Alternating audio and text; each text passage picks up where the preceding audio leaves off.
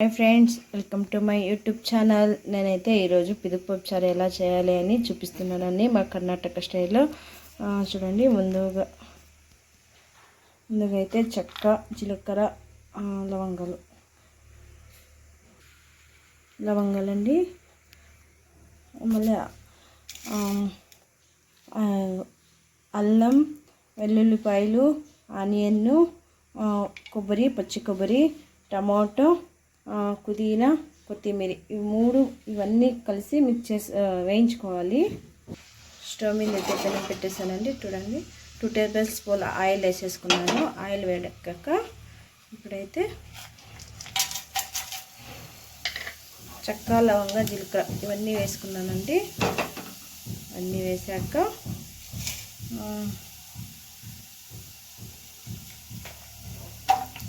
ఇప్పుడు ఇవన్నీ మిక్స్ చేసేస్తున్నాను.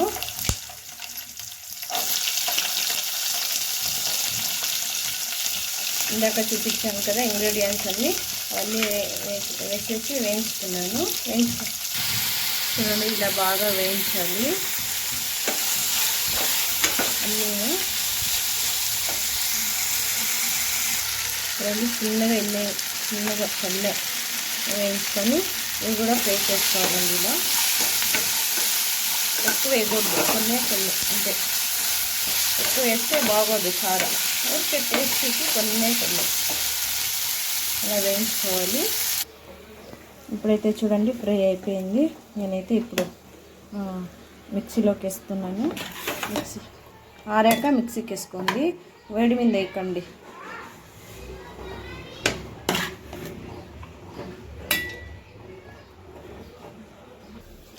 ఇప్పుడైతే చూడండి, నేను మెత్తగా పేస్ట్ ఎలా చేసుకున్నాను.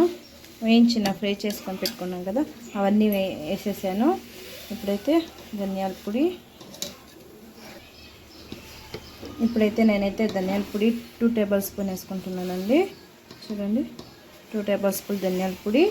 అలాగే మా ఇంట్లో ఎక్కువ కారము తినరు కాబట్టి 1 స్పూను, 1.5 స్పూను కారం పొడి. ఇందులోకి మీకు కావాలంటే గరం మసాలా కూడా వేసుకోండి, బాగుంటుంది టేస్ట్ అయితే.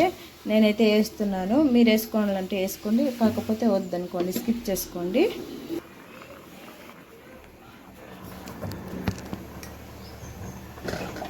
వేగాక ఆయిల్ వేస్తానండి, స్మెల్ బాగా వస్తుంది.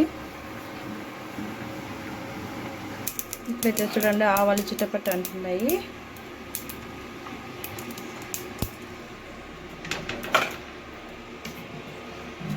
ఆయిల్ అయితే వేసేస్తున్నాను.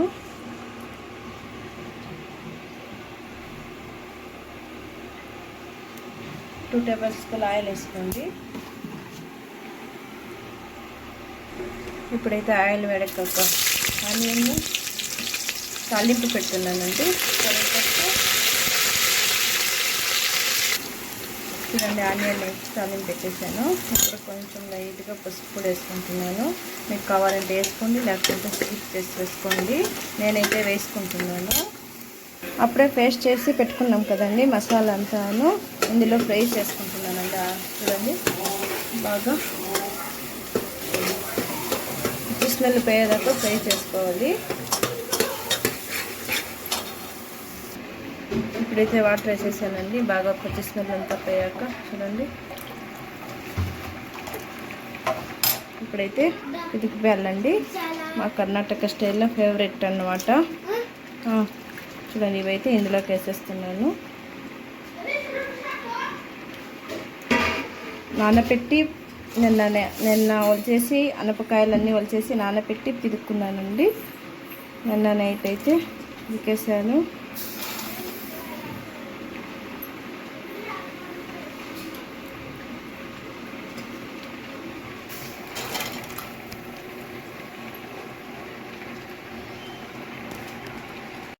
తగినంత ఉప్పు వేసేస్తున్నాను. చూడండి,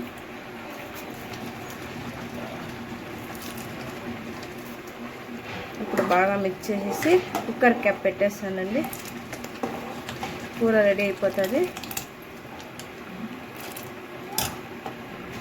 ఇప్పుడైతే చూడండి కుక్కర్ క్యాప్ పెట్టేసాను. నేనైతే 2 విజిల్స్ పెట్టుకుంటాను. మీకు ఎన్ని విజిల్స్ కావాలో మీరు పెట్టుకోండి. నాకైతే 2 విజిల్స్ చాలు.